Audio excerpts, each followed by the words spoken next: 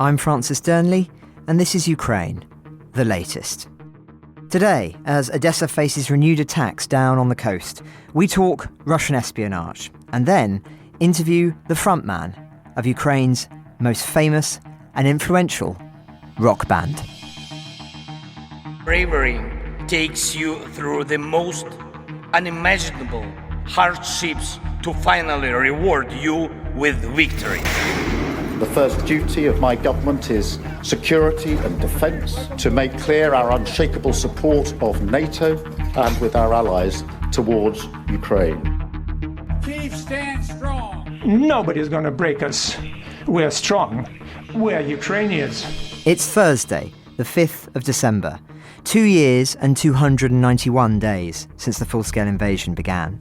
And today, I'm joined by our Associate Editor of Defence, Dominic Nicholls, our Senior Foreign Correspondent, Roland Oliphant, and also joining us in the studio from the band Okean Elzy, it's frontman, Slava Vakarchuk. I hope I pronounced that right. Yes, absolutely. Wonderful. Mostly we say Vakarchuk, but, in England, you can just call me Slava. Slava from Okean Elzy. It's fine. Good. Well, first things first, as ever, let's go to Dom for the news from the front lines. Well, thanks, Francis. Hello, everybody. So let's start inside Ukraine. Last night, Air Force said it shot down 30 of 44 Russian drones fired overnight. Russia also fired 2 Iskander-M ballistic missiles. No report of where they went or whether they were shot down. That resulted in 4 civilians killed and many more wounded. 1 civilian was killed in Kharkiv, where a residential area was hit. Many more wounded across the country. Ukraine's forces say they brought down drones targeting Kyiv, Kharkiv, Poltava, Sumy, Chernihiv, Cherkasy, Kirovrad, Zhytomyr, Vinnytsia, Khmelnytsky and Odesa Oblast, but no casualties reported there. Otherwise, minimal movement again on the ground. Chasiv Yar is coming under renewed pressure from the northeast as Russia continues to try and push or prioritises the push west through the Donbass. Ukraine did regain some ground there, though. However, just to the southwest, Velika Novosilka, that's about 30 km west of Vuhledar, that is under extreme pressure. Basically, the push there from Russia has been mounting since Vuhledar was taken about 2 months ago. Russia took some ground to the south yesterday. They seem to be trying to envelop the town. They were pushing to the south yesterday. But a Ukrainian counterattack by what we think is the 48th Separate Mechanized Brigade in the north did regain some ground, but there is a loss of pressure on Velika Novosilka.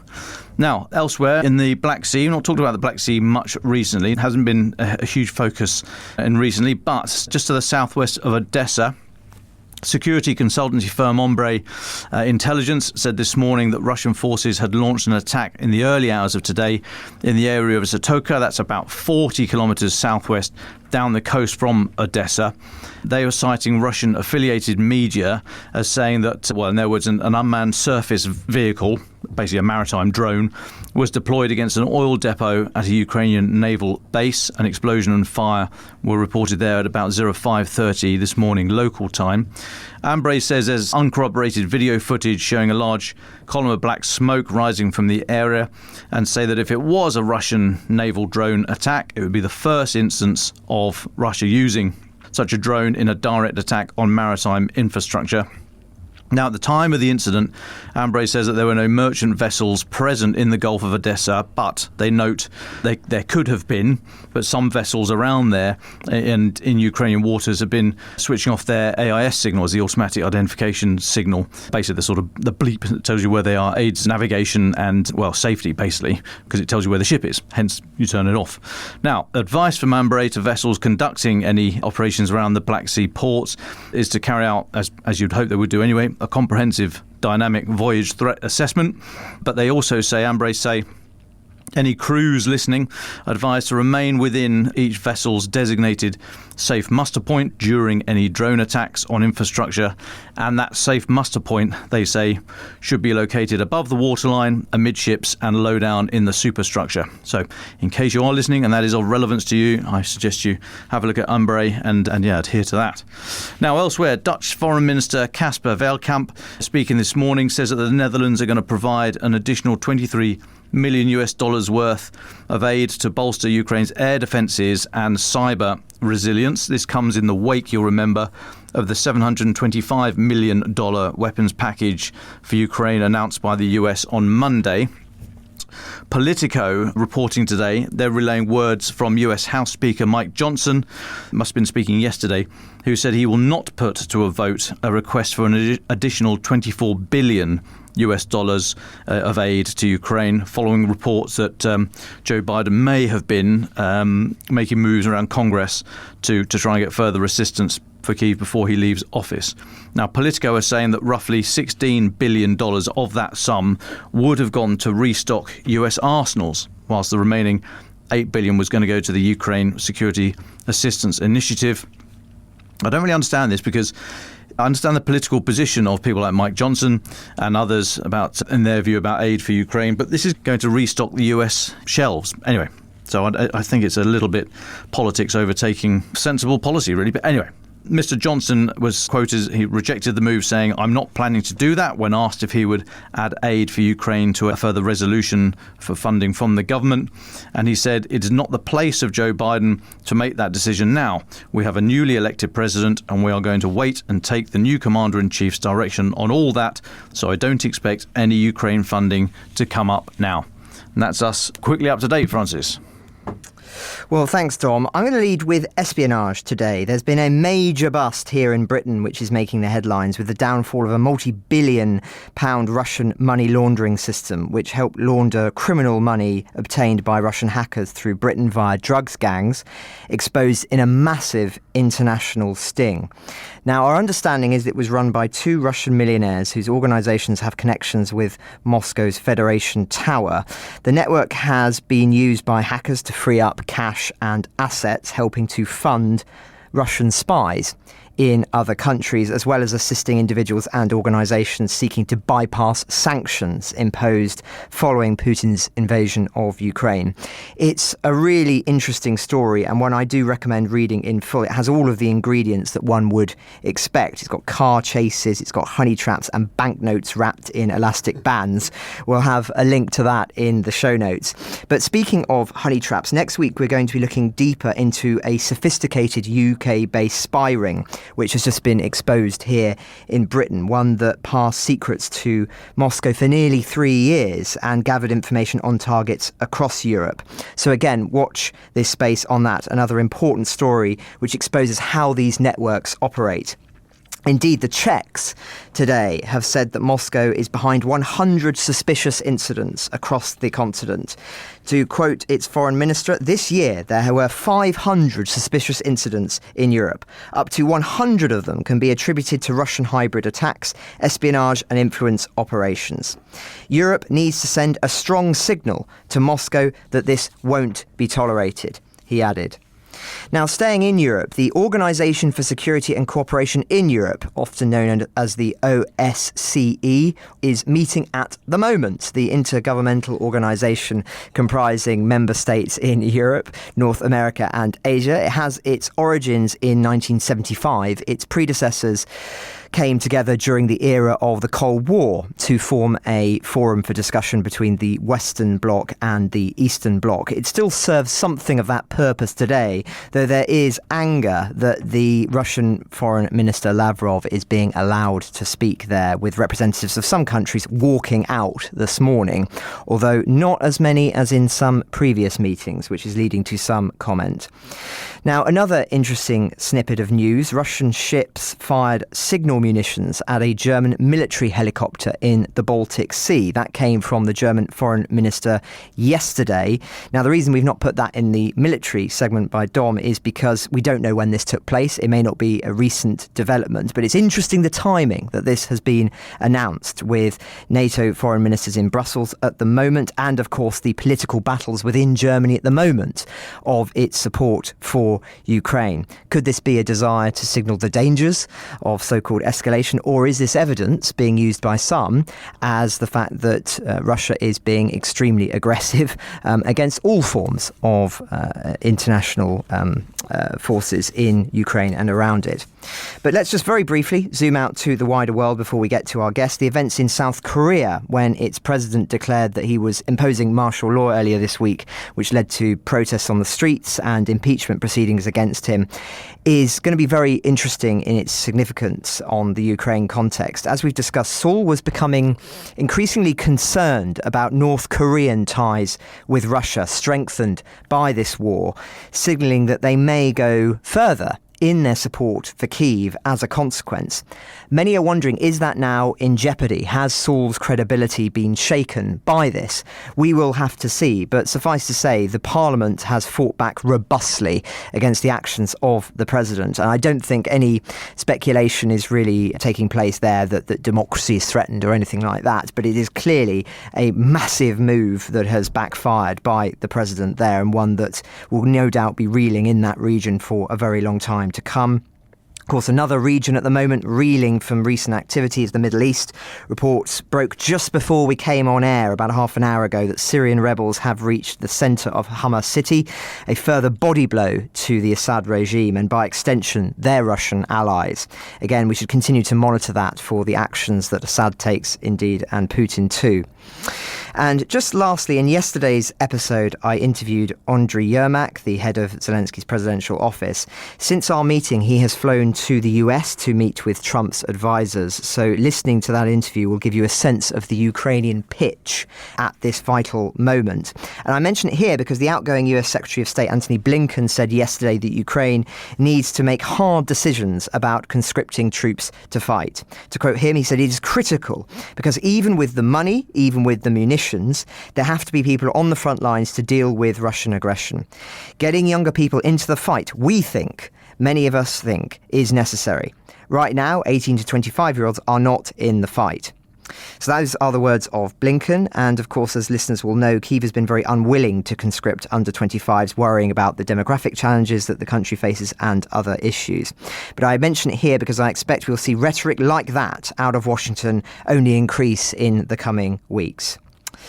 So that's where we are in the military and political realms. And now, as they say, for something completely different, we are delighted to have an actual rock star in Telegraph Towers. Not that stops Dom Nicholls trying every now and then. Who would have thought it? But Slava, thank you so much for coming in to speak with us today. When I told Ukrainian friends we were interviewing you, they were in awe, frankly. Your band is legendary in Ukraine, the country's most famous, most successful. One person described you to me as Ukraine's Paul McCartney, and you've broken records all across the country. So far. And I was at your London gig last night, and there were many, of course, Ukrainians living in London present as well, and podcast listeners can hear some clips from that now.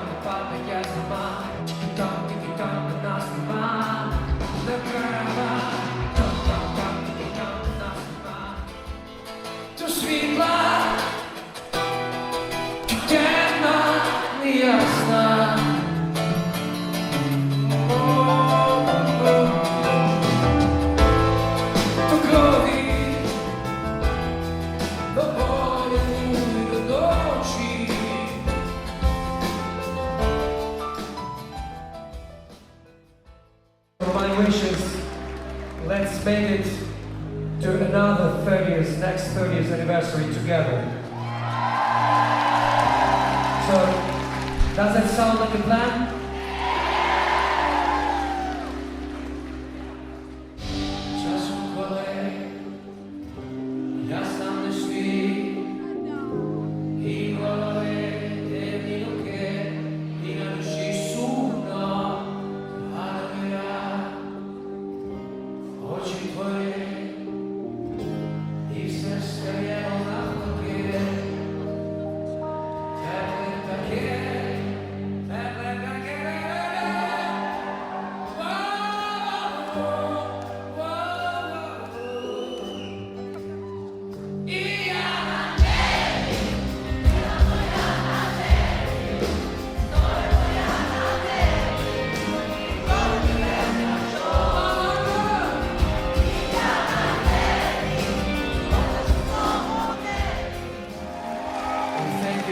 all people of this wonderful country for supporting Ukraine. And thank you for being with us for so many years too. It's very important. This new road that we started just begins.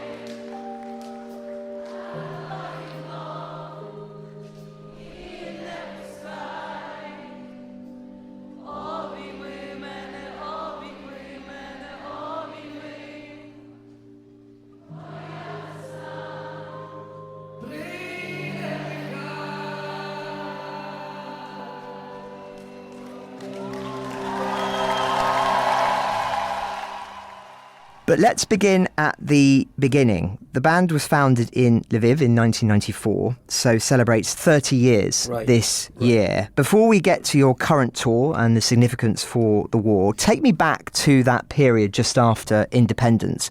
What was Ukrainian music and culture like at that time, and how political was it? Oh, it's a good question.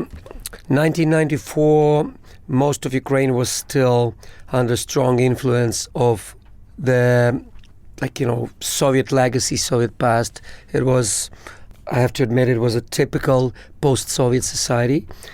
Also, Ukraine was not a homogeneous country, and the west of Ukraine, where I was born and raised, was, as you know, historically never belonged to Russian Empire per se, belonged only to the Soviet Union after the Soviet Union invaded Western Ukraine after Molotov-Ribbentrop Pact. So it was only 40 years of Soviet influence. So it was different part of country. And that is significant also, I think, in developing our story, because I was born in a city where Western music was not in redundance, but it was easy to find everything like records and everything during 70s and 80s because the proximity to the border, and Poland was also part of Warsaw Pact, but was much easier and much freer country. If I may use this word freer, but much more open country. You had Rolling Stones concerts playing, they were playing in Warsaw in 1978-ish, something like that. And so I had an access to Western music, and that was very important thing talking about Okean Elzy. Most of us, all of us, were raised on Western music. I was a huge Beatles fan, and I still am. And that was my first music I started listening to. And I collected all records, everything I could. We couldn't buy normal records like official records like you could do here or in other countries.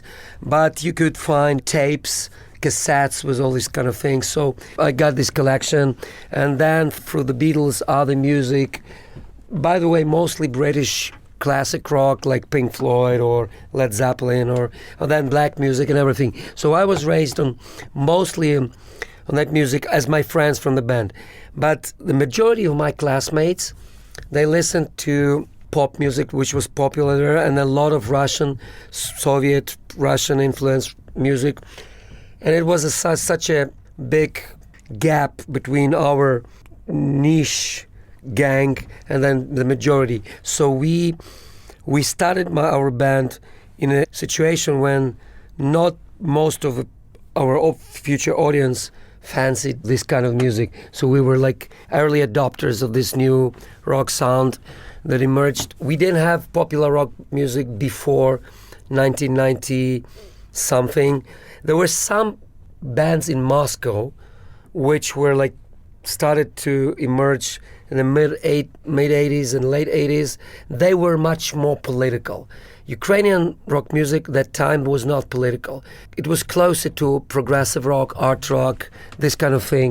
And when grunge emerged in the 90s, so we absorbed everything we had, and then through our heads, and then we processed it, and then we came back with our own music, which was based on everything we liked, loved, and all these kind of things. We were not very political by that time. I think music in Ukraine was, at the very beginning, was the only political thing there was, if you may say that. We were very patriotic in making this music Ukrainian, because Ukrainian language was not forbidden or, let's say, suppressed strongly during the Soviet times. It was different than Russian Empire approach. But Russia and Moscow always made sure that all other national cultures were secondary. And they tried to make everything. And with Ukrainian music, it was like, so if in the 80s, 70s, 60s, if you were doing folk music, it was okay. If you were doing pop music, they were not very happy with Ukrainian songs being popular all over the Soviet Union. So when the Soviet Union collapsed, it was much easier to express yourself in your mother tongue. That's what we were doing in other bands. So if I may say that was political, maybe subconsciously. So we didn't say, okay, this is our position, we want to sing in Ukrainian. It was my mother tongue, so I just wanted to do that. But I think now looking back, it was a sort of political, because we changed the whole narrative of Ukrainian culture and we made it mainstream culture. Well, that thread then from the Orange Revolution all the way through, of course, to Maidan in 2013, very strong. And I think that is an example where, of course, things do become perhaps more overtly political. And since the 2014 Russian annexation of Crimea, you've stopped performing in Russia. Can you just talk about Maidan and 2014 and the role that your band and your work has played in the cultural scene in Ukraine since then? First of all, you need to understand the context. Okean Elzy was a very successful rock band in Russia. We played as big venues there as big as venues in Ukraine. So it was like arenas, stadiums, and all these kind of things. We never sang a single song in Russian. So we were probably the only band which was hugely popular there, singing our own Ukrainian songs. So it's very difficult now to imagine that, but that was the reality of early 2000s and probably 2010s, the beginning of that. We were in the middle of touring, and we had this huge tour in Russia, which started 2013 when Maidan occurred, and then everything else and all that unraveling was Crimea and everything. So we were caught in the middle of the thing, and suddenly we had, for example, you need to understand, we had sold out arenas, one of them in St. Petersburg for 12 to 14,000 people, and it was cancelled. And then next day or two, without explanations, we still didn't know that something was happening in Crimea. And then 2 days after, Russians started their development, and there are these first things like Little Green Man and everything started happening. And then we understood why, what was going on. Suddenly after that, we cancelled the whole tour. And we decided, I remember this day in our office, we had this meeting, and I said to my guys and to our back office that it seems like we're not going to play there in a foreseeable future, maybe never, we don't know. But this is the new reality. And we just lost a big part of, let's say, our market, but we were not regretting. It was just a reality. We couldn't even think about playing there anymore because the blow, the politically, emotionally, and then certainly military and physically that Russians made to our country was, and still is, certainly will be for generations, unforgivable. So we were not very political in Maidan. I was in Maidan, I was present there as a citizen. So I went there because I supported this idea to fight against these violent actions of our government. It was only then when I became very, very vocal. So when it was just the beginning in the political part, I said that I was supportive of Ukraine being part of Europe without any doubt, but then I didn't want to become a part of this street politics. It was more than I was sympathizer. But then when all the Maidan and students and everything, the meetings were brutally dispersed, and then suddenly me, alongside with millions of Ukrainians, we came out and we couldn't be silent anymore. So then things started unraveling very quickly. I remember was playing in Maidan. We were asked to play this concert of unity one of these days after first attempts to clean the Maidan, to swipe it out, and it was unsuccessful attempt by the government, by Yanukovych president. And so we went there and we played this peaceful concert. We got the biggest crowd in our history. 250,000 people were in Maidan with that. So we got all these people. Interesting that people from the opposite so-called anti-Maidan movement, they also were allowed to see us because there were a lot of fans there. And we wanted them to come because there was a huge sign of thing that we are the same nation, so we need to be united under some very important things. So we were a unifier of all these people, so they came, and then after the concert ended, like 10 or 15,000 of them who were there, they went back to their own, let's say, little like anti-Maidan that they had probably less than a mile away from ours. So it was like surreal, but very important.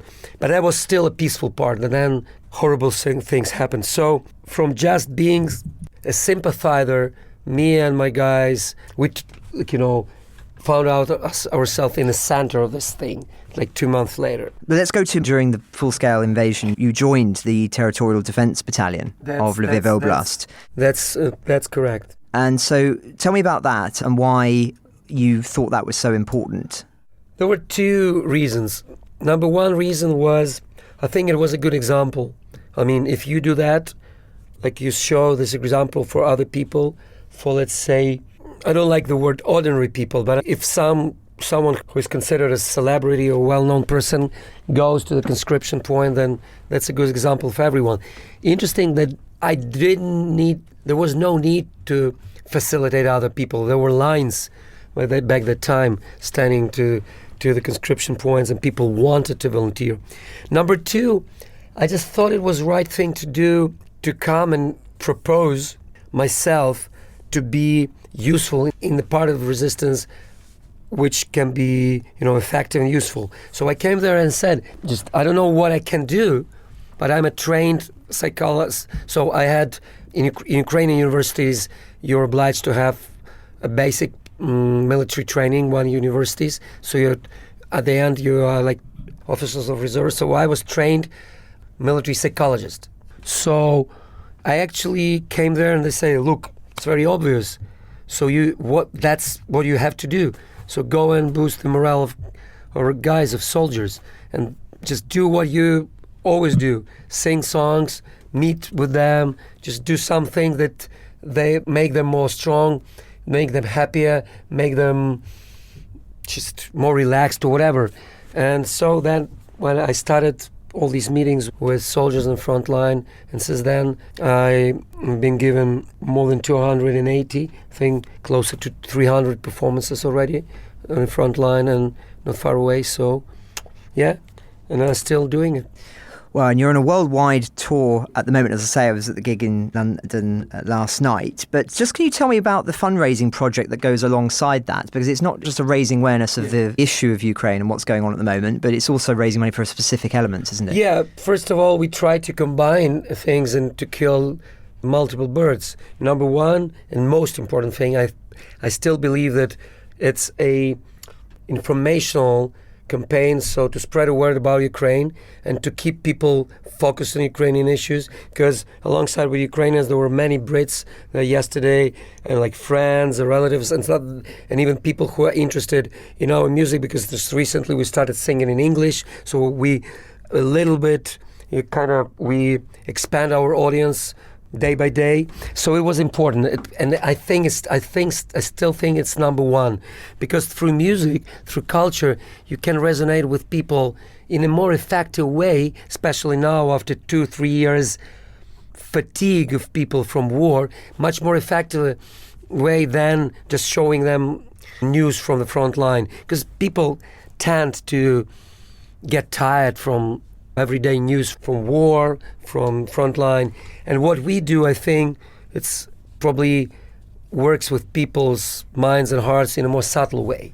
So it's very important. Number two, we certainly raise some funds. We do it directly through getting some income from the concert, and through my foundations and other charity foundations. We buy very necessary things for the front line. But also we do some auxiliary things, like, for example, auctions that we had yesterday, or some special fundraising programs that we do together with other sponsors or partners or whatever. So one of these, for example, there was yesterday, alongside with our partner, the biggest Ukrainian IT company, SoftServe, we just decided to raise funds through auctions for 30 ambulance cars. And so we're very successful in that. I think we're going to fulfill the task soon. So 30 ambulance cars will go to the regions touched by war, mostly on the front line, not necessarily to military, but to hospitals, to maternity houses, all these kind of things. They just badly need it. Fully equipped ambulance cars that are specially designed for extreme conditions, So, yeah, that's what we did. And keep doing. And I know some of the sums at the auction, at the gig yesterday, were quite extraordinary. £1,300 for a vinyl record signed by yourself. So that's what people try. I mean, there are some even more extraordinary things. I can tell you that back in Ukraine, we had one auction when one of the businessmen, he bought microphone, my basic Audix 6 microphone, which I used many years ago as my main vocal microphone during tours. He bought it for £200,000. Market price of this mic, it's very cheap, it's £200 maybe. Yeah, and then there was the question of, but I think it's a rarity thing. It's certainly a museum value thing, but I didn't expect someone to pay that much. But that he didn't pay this guy who is a just famous businessman, gives a lot of his aid to troops as well. So I didn't think he wanted to show off. I think it was his act of support, both of Ukrainian military, the idea of Ukraine per se, but also Ukrainian culture, because by paying so much for a mic of Ukrainian band, you put the status of this Ukrainian rock music on a high level. So you just say, okay, that's worthy. That's how we're willing to pay for that, because it's worthy. So I think it's a good example. Well, just a couple more questions from me before I bring in the rest of the team. You mentioned there that you do, of course, not only gigs around the world, but also in Ukraine itself. I know you organised 5 concerts, I think, in October, and the air raid siren went off. Can you just tell listeners what happened next? First of all, once again, you need to understand the context.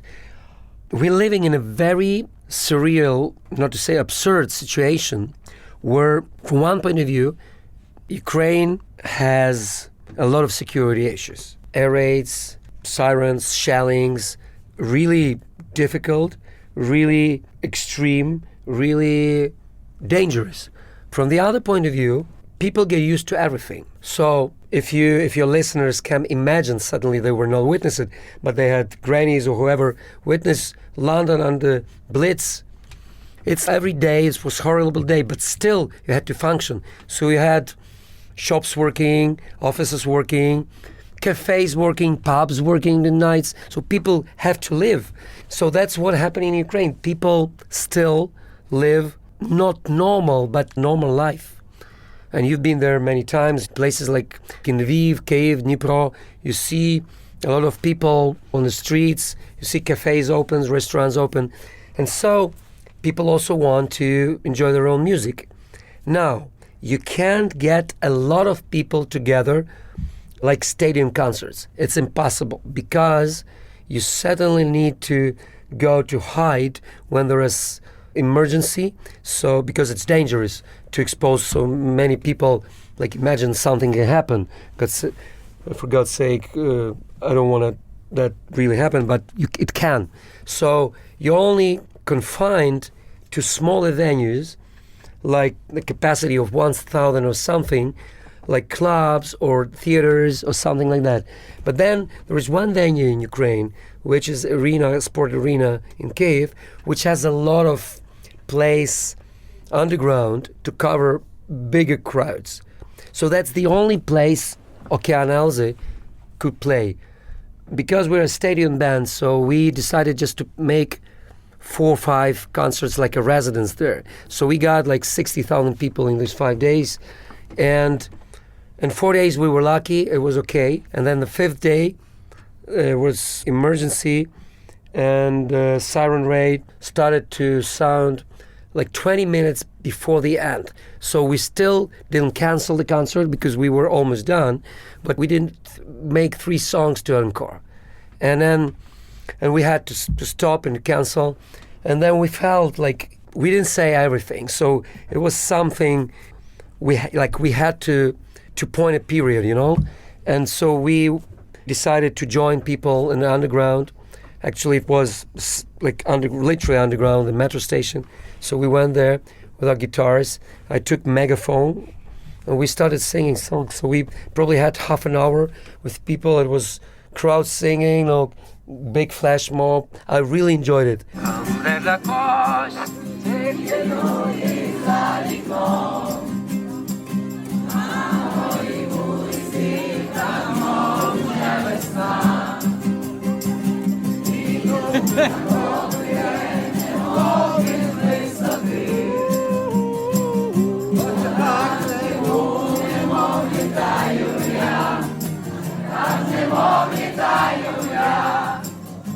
I think that probably under circumstances it was the best ending of this 5-night resident you could even imagine. If it ended normal way, probably it wouldn't be that dramatic and that so much relevant to the situation, you know. So we ended up with this underground singing, and I think it will go to history. At least history of Okean Elzy. Well, one final question from me. There's an element we've not talked about. You're not just a musician. You're the son of a professor of physics, and you have a PhD in theoretical physics. But That's politics That's correct. is also another huge part of your life. Used to be. Where you founded a political party in 2019, Yes. and you were elected to the parliament with That's correct. speculation that you would be a candidate for the president. Do you I've heard that rumors too. Do you ever think that, you know, in a parallel universe, you, not Zelensky, are president right now? I tend not to think about that, first of all, because I never wanted to run. I think one of the reasons, and I was very vocal about that, is that I didn't think I was ready for that. But also number 2, and maybe for me inside is even more important, I knew that would require from me to sacrifice music, to give up doing music, and I can't, because I am a musician to my flesh and bones. So I'm someone who can't help doing music. I can't help living without music. So I never seriously, consciously wanted to. But people had different things in their minds. So I tend not to think the way you put this question. I think that everyone in the position of a president today would act the way he does. He does his best to help a country, and certainly as a commander-in-chief, he deserves support of the nation. That's what we need to do. I mean, we all in the same boat, so we need to come safe to the point of destination, which is end of the war, and end of the war with just peace. When I say just, is a very vague notion, very vague kind of thing. But for me, just is something that first of all and most importantly ensures that Ukraine as an independent, European, democratic, free country will have this independence and this free choice of their destiny irreversible. So that's, for me, a must. And then, yes, certainly there are all difficulties around it. So, yeah, we can talk about that, but yeah, that's war. We don't have any other choice than to fight, Well, you've put that very eloquently like a politician. Are you all done with politics forever? Yes. Never going back? It's a very direct question on which I will say direct answer, no, I don't want to. Brilliant. Well, thank you very much. Roland, you've been listening very patiently, so I know you're a huge fan. So he's been fangirling in the corner. I'm not over as here. much. I mean, I haven't listened to as much as I should have, but yeah, it's quite an honour being in the room with you, I suppose. Going back, and I was living in Russia back then, I remember when you were huge in Russia as well, and how that just changed like that. But I wanted to go back actually to that kind of common cultural heritage. You were talking about where you came from in early 1990s, Lviv, West Ukraine, and you seem to draw quite a clear distinction between what you guys were doing and what the kind of the perestroika era rockers in Moscow and Leningrad, Yes. the DDTs, the Kino, you see yourselves as quite a different kind of beast. Absolutely. From these guys. Absolutely. We always consider ourselves to be part of Western culture. We never wanted to be part of, let's say, Soviet culture, or if some I don't like this idea of like Russian world. Never. So it was in my veins. I always knew I'm a European.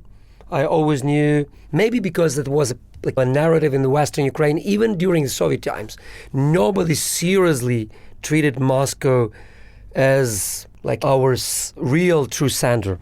Yeah, so for me it was easy, but also the upbringing. I started learning English when I was 5. I had access to all these kind of things. I was traveling a lot. We listened to Western music. We wanted to be like these bands. So I suddenly remember when Kino emerged, and it was also quite different from old-fashioned Soviet pop music, cheesy music that was there. And it was kind of cool, but I still didn't associate myself with that, because I was mostly, Russian rock was always focused on lyrics, on protest lyrics, and lyrics was the primary thing. Like the arrangements, melodies, sound, for me, I think, was always lagging behind. So for us, it was the opposite. We wanted to do music, and the lyrics was like, okay, we'll sing love songs. That's the most important thing. And for us, it was much more important. I mean, some of my friends who I was speaking to, I rang up a friend in Kiev and had to tell them I'm going to be sitting in a room with Chuk soon. And she said, yeah, his best stuff is the love songs before he started talking about war and stuff, which is great. But I don't want to draw like some great big comparison between you and that era, but it's interesting to me how you've been on a journey there. I mean, I was just listening to your recent song, Mukachevo, which is a new one, yes. Right? And you talk in that about visiting places from your childhood, from your teenage years, and looking at how you are now. And I'm not going to murder the Ukrainian by trying to quote it to you, but in English, it's something along the lines of, could I ask that kid who I was, do you want to be the voice of a generation that hurts? Do you want to be the mirror of a generation that hurts? Which is a very self-conscious kind of statement about who you are now and the role you play and how political your work's become. How do you go from that, from just wanting to make good music to being actually as political as those other bands? It's a very good question, and frankly, I'm still not sure. I don't know exact answer. Maybe the combination of my natural curiosity and desire to express myself generally, but also the surrounding. I was raised in a family of, you said, a professor of theoretical physics, but you didn't mention that my father was very early involved in politics too, because he was invited as an independent candidate to the last and the one and only democratic cohort of last Soviet parliament. And then he became a president of the university and everything. So I was raised in a situation where you were shown that you have to contribute to your country. And probably this combination of that and also my idea that I always like to have my say, and it's just somewhere there. I'm not always very happy with that, because deep inside, I'm just a rock and roll guy. I'm envy watching your English rock stars like others who just do what they want, don't care about a lot of things. Some of them go political, but mostly they're very far away from that, just enjoying life, doing music, expressing myself. I wish I could do that.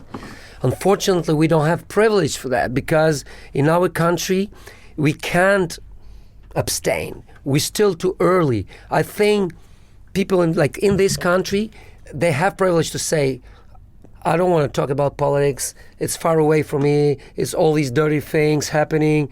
It's like all these kind of people, they are like bad people. I'm a child of love, all this kind of thing. It's very good to say something like that in an established country, which is more or less safe, more or less secure, more or less determined in its way, and you have right to be who you are. In Ukraine, we're still not at that position. I would say we are closer to times of, if we talk about America, of times of founding of America as a country, when everyone, scientists like Benjamin Franklin, lawyers, artists, had to make the country stronger and contribute. So fortunately or unfortunately, we are in that period of our history. So I don't want to be political. That's the circumstances under which I'm acting and living push me into that direction. Is it difficult being this voice of a generation? Because on the one hand, we might say you've got it easy. You just, if there is such a thing as a national rock star, you're a national rock star. You're not like the president. You don't have to make unpopular decisions and so on. But on the other hand, it's a tricky time in Ukraine, right? And I'm wondering about things like, for example, during those concerts you just had in Kyiv, there was a bit of a controversy about recruiting officers showing up during a gig and trying to recruit people outside. And I think there were some people tried to say, oh, did you know about things like this? How do you manage that kind of things? How did you feel about that, about having to? I will give you a very honest answer. I don't want to comment on that. Just because I don't have to, and it's just my idea. I want to say, yeah, I didn't know about that. And I can only say that we are very happy that so many people came to support us in these days. And I don't think that there were any events or anything happening that spoiled that feeling for us. I mean, it was a great night, many great nights. And yes, it's a very important question that you raised, but I just don't want to put more speculations on that. We have enough of that. So I just leave it like this. That's fair enough. The last thing I want to say, and coming to Dom, and the last time I actually set eyes with you was in the breakfast room at a hotel in Kharkiv when I looked up and said, hold on, I said to my fixer, is that making his cup of tea? And he said, well, oh yes it is. I said, let's interview him. And then you'd gone like a ghost in the night and we missed our chance. Was that in that hotel that was shelled afterwards? Yes. Yeah. We were both talking about it. It's horrible. Actually, the bomb or the missile or whatever it was hit the floor, the room, the place where I exactly used to live, like probably 2 weeks before. Yeah, I can't, it gives me creeps, you know. I think this would have been in 2022, visiting the troops and doing gigs and stuff. You've done a lot of that. I was wondering if you could reflect on when were you last at the front? What did you see, and how has things changed there that you've seen? I don't think that I can answer that question very easily because I want to be candid and I don't want to be too political to say everything is all right, no, nothing bad happening. I would say people are tired. I would say it's the third year of war coming to an end. I mean, full-scale invasion war. And there are some brigades which are touched by war, were torn more than others. There are different stages of people's morale present. There's still people, and a lot of people, who are very strong, very determined. They're physically tired, but they don't care about that. They're just ready to fight, and they're ready to fight no matter how long it takes. There are some people who are more mentally exhausted too, and they need to be replaced, and some of them are. But if you ask me honestly, if I see a dramatic change through these 3 years, I will say no. You see some signs of fatigue or whatever, that's absolutely clear. But dramatic change, no. I can tell you honestly, I don't see any tectonic difference or shift from what I've seen in 2022. On the contrary, I remember in the spring and summer 2022, before these, let's say, bigger gains of Ukraine in the autumn, I think there was more feeling of some desperation than I've seen it through 2023 and even 2024. I sadly have to go there now because I haven't been there I've been on tour for so long, so like for 2 months, but I assume it's almost the same. There are many people who say we're sick and tired, but there are many people who say, no way, I'm gonna be sick and tired of that. I wanna do what I need to do. So I think it's not black and white. Thank you. Well, Dom, you've waited very patiently. Over to you. Thanks, Francis. Thanks, Slava. Lovely to meet you. For somebody not interested in politics, you talk about politics a lot, which is fair enough. I mean, you said earlier on that one cannot abstain from this. Yes. And I think you said music is a much more effective way of communicating.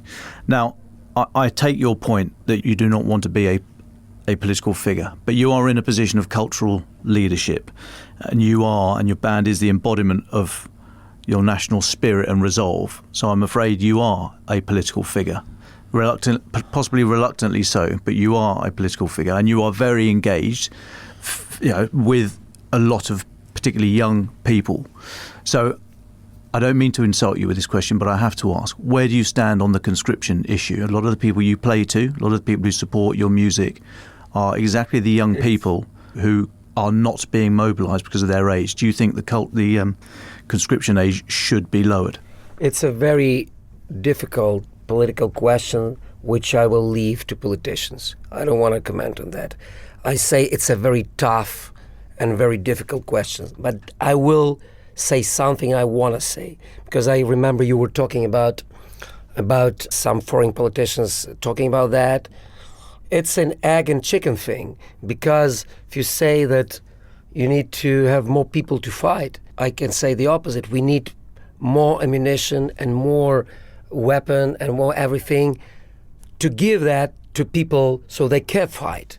And so this is as important, and we're not getting everything we want to. Unfortunately, we are given much less than we were promised. And let's see, honestly, that's what's happening. So I think both of these problems should be solved, and that will be fair.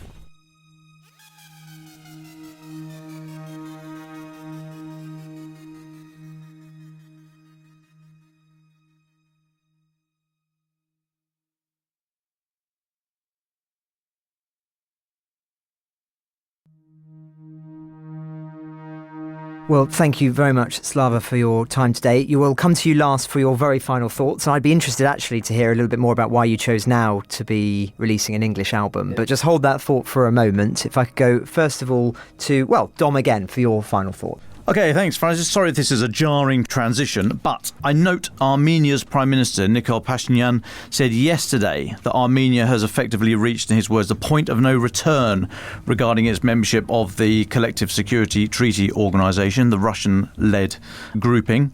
Now, this reporting came from ISW, the Institute for the Study of War.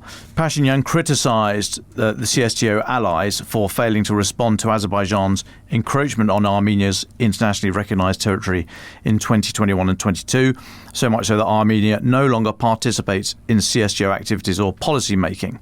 Now, I raise this because the CSTO is occasionally referred to as Russia's equivalent of NATO. It's nothing of the sort, clearly, but I want to put it on our radar because I think as potential peace negotiations are mooted, it's going to be mentioned time and again.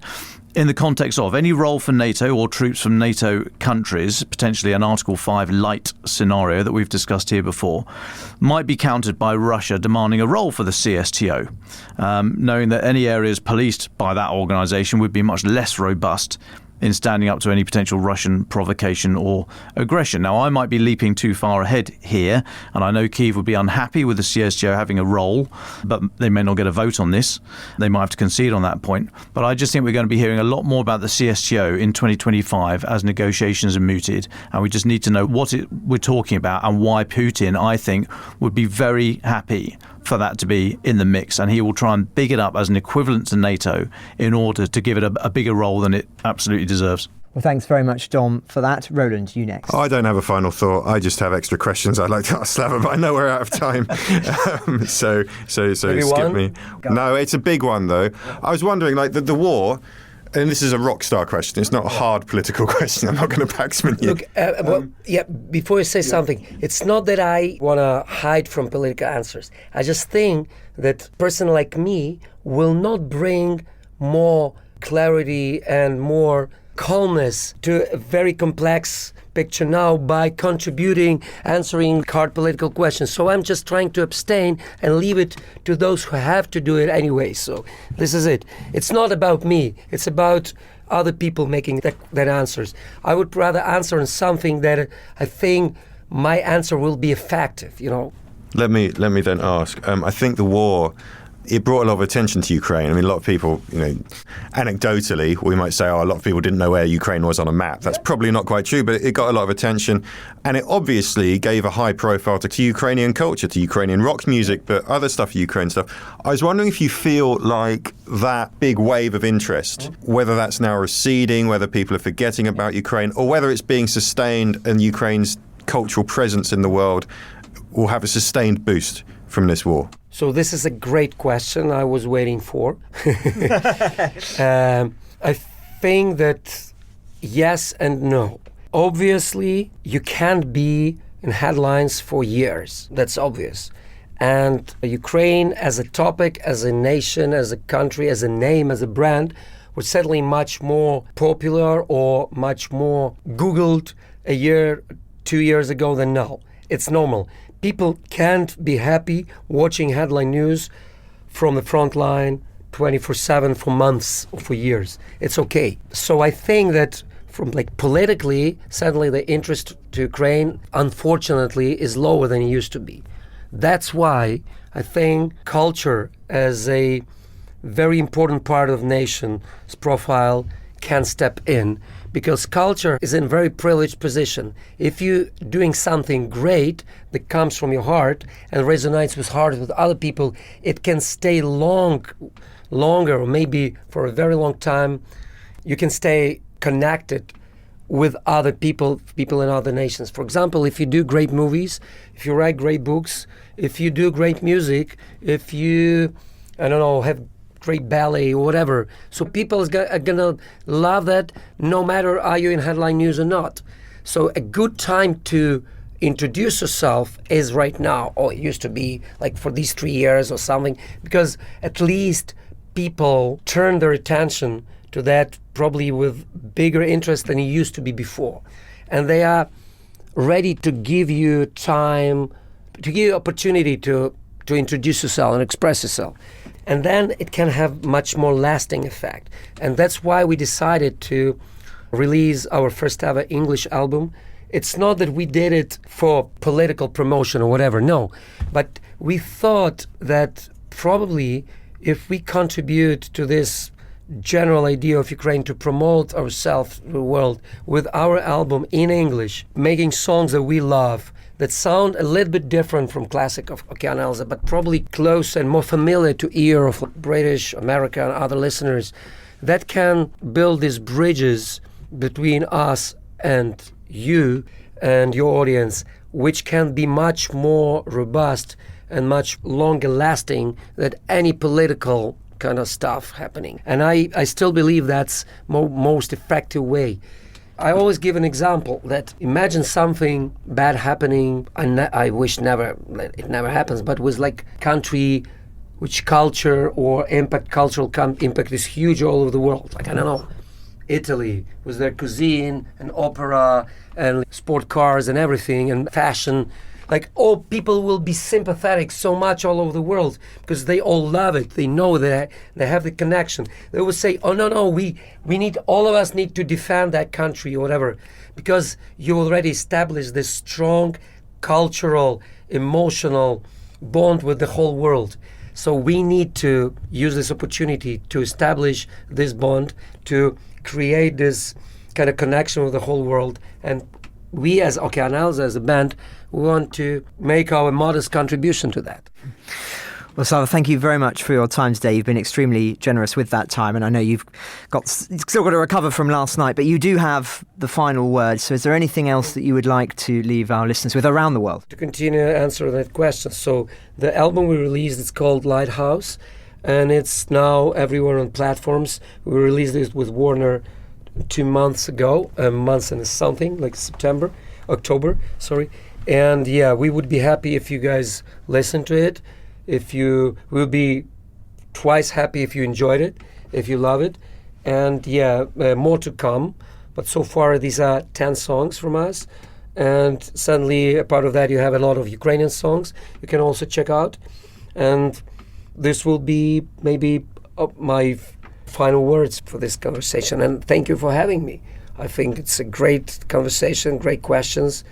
And thank you guys for everything you do, because every day you talk about Ukraine, you spread word about Ukraine, you raise awareness about Ukraine, you make your audience focused, and transfers to your politicians focused, and that transfers to potential help to Ukraine. So you help Ukraine. What are you doing? Thank you. When I fall asleep, I dream of angels. When I walk the streets, I hear them singing, someday we'll be one. Someday we'll be one. For tonight I'll be your lighthouse, shining on, shining on. Ukraine the Latest is an original podcast from The Telegraph, created by David Nicholls. To support our work and to stay on top of all of our Ukraine news, analysis and dispatches from the ground, please subscribe to The Telegraph. You can get your first 3 months for just £1 at www.telegraph.co.uk/Ukraine the Latest.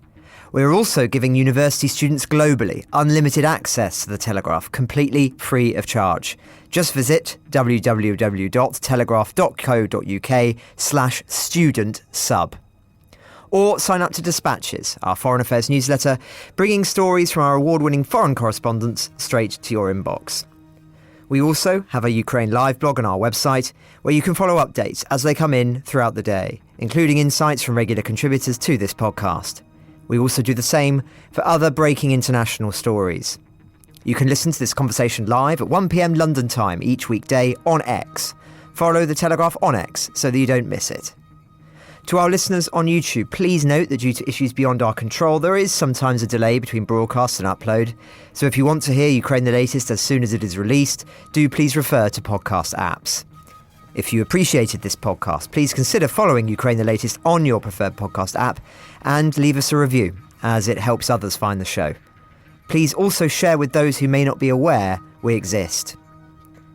You can also get in touch directly to ask questions or give comments by emailing ukrainepod@telegraph.co.uk. We do continue to read every message. You can also contact us directly on X. You can find our handles in the description for this episode. As ever, we're especially interested to hear where you're listening from around the world. Ukraine the Latest was today produced by Rachel Porter. Executive producers are Louisa Wells and David Nicholls.